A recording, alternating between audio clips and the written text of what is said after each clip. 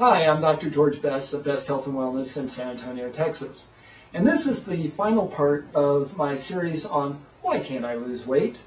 And in today's part, what I'm going to be discussing is how estrogen, particularly synthetic estrogens and chemicals that mimic estrogen, can interfere with your ability to lose weight.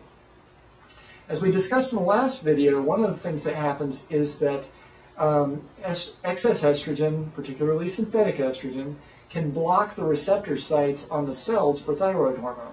And even though you have perfectly normal thyroid levels, the function of that thyroid hormone may be low and then thus cause you to gain some weight. But there are other aspects of estrogen weight gain also. Estrogen in and of itself, even natural estrogen, is a fat storing type of hormone. It's, for women, it is there in high levels primarily to support childbirth functions. That's what it's there for.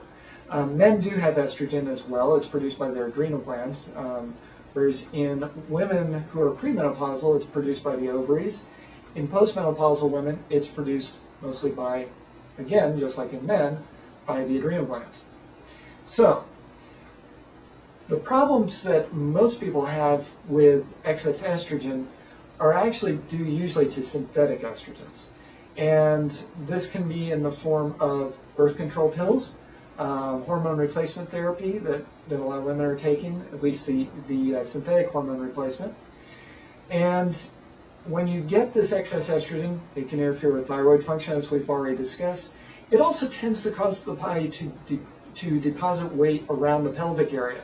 Again, this is kind of related to childbirth functions. You basically are trying to support the pelvis, which is where you're going to have the issues with childbirth. So, estrogen causes you to gain weight. And I can hear you ladies out there going, see, it's not fair. You guys don't have to deal with this. And it's true, right? Men definitely have an advantage in most cases over women when it comes to weight loss because they don't have high estrogen levels. But what are you going to do? That's the way it is. What you can do, though, is you can minimize your exposure to synthetic estrogens. Birth control pills, yeah, they're convenient, but ultimately, if you're trying to lose weight and you can't, you may need to consider getting off of the birth control pills. If you're on hormone replacement therapy, again, it may be helpful from other standpoints, but actually you can control menopausal symptoms like hot flashes and that type of thing in other ways that don't drive your estrogen levels way up. But it's something, if you're really committed to losing weight, you may need to talk to your doctor about other options or getting off the hormone replacement. Now, there are a few other things out there, actually more than a few, that can mimic synthetic estrogen. And those things include plastics. One of the things that you want to watch out for is if you're going to store food or drinks inside plastic containers, to look at the recycling code on the container.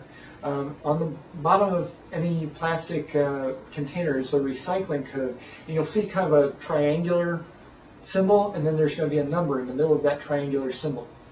And what you want to do is avoid containers with 3, 6, or 7 in that triangular recycle code, because those plastics release dioxins which act as synthetic estrogens in the body and can cause the same problems with weight gain that synthetic estrogens can.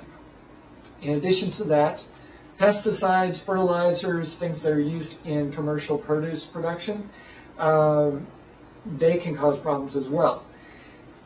Generally, I recommend people buy organic. I know that that's a more expensive way to shop for produce, and there are certain foods that are better than others in terms of how much or little pesticide residue you find on them. Things like broccoli are usually pretty good.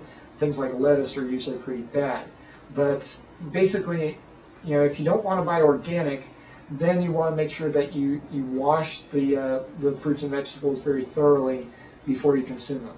It doesn't solve the problem altogether. You're still far better off with organic, but at least it reduces the issue. Other things that are involved is just various things that you may or may not be able to control.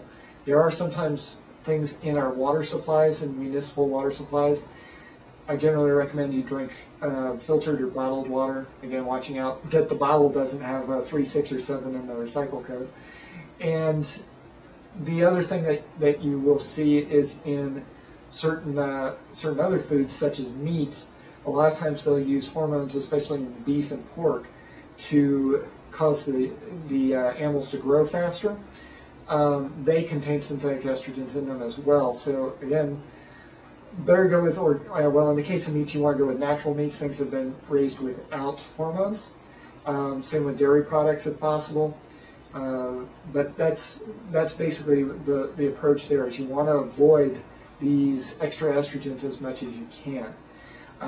For those people who have a lot of problems as far as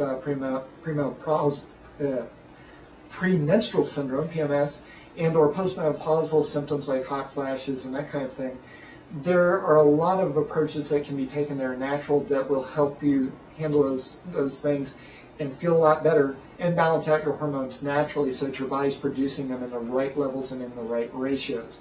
That goes beyond the scope of this video, but if you are interested in contacting me, there's a way to do that on my blog, and just fill in the contact information. I'll be happy to discuss that with you. That concludes this video on the estrogen factors in weight gain, and that actually concludes this series on why can't I lose weight.